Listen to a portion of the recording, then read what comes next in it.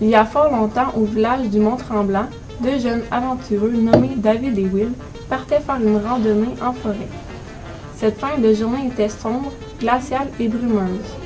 Les meilleurs amis ont pris leur sac à dos et partis pour leur randonnée. Ils prirent un chemin différent qu'à leurs habitudes. Le sentier était miteux et recouvert de boue, mais les garçons étaient passionnés d'aventure. Ils décidèrent donc d'emprunter le nouveau chemin. Après 1h30 de marche, les garçons se sont arrêtés près d'une rivière pour manger. Quelques minutes plus tard, les garçons sont repartis marcher et c'est à ce moment-là qu'ils ont vu une maison au loin. Will et David se regardaient les yeux grands ouverts.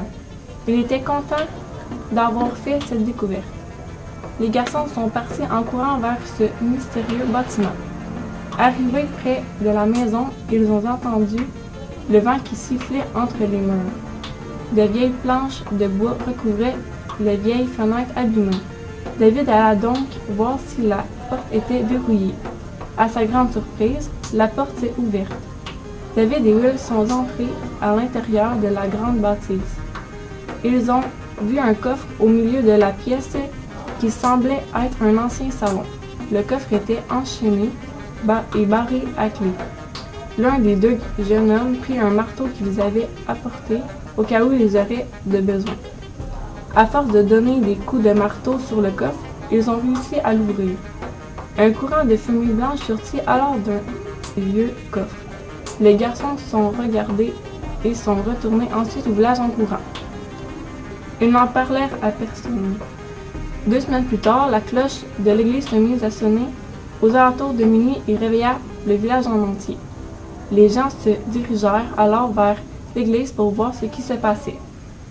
C'est là qu'ils ont vu le chat adoré du village décapité, seulement sa tête ne fut pas retrouvée.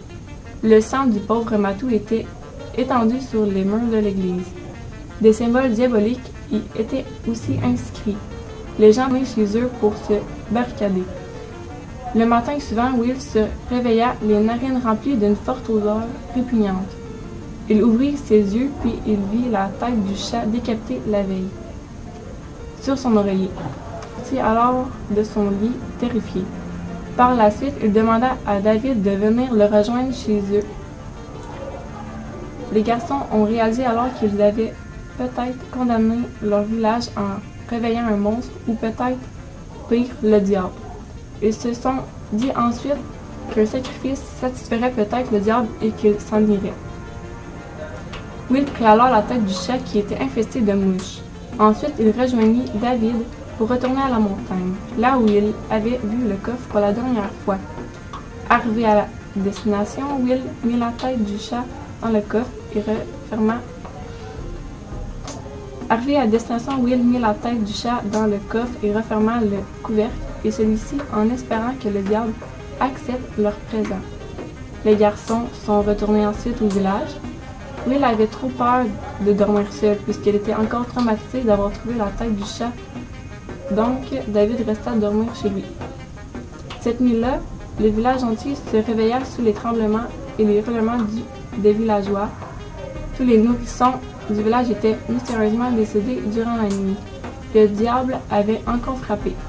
Les jeunes garçons réalisèrent que leur présent avait été refusé, probablement car le chat n'était plus en vie. David et Will se sont regardés tous les deux, prêts au pire pour arranger l'erreur qu'ils avaient commise.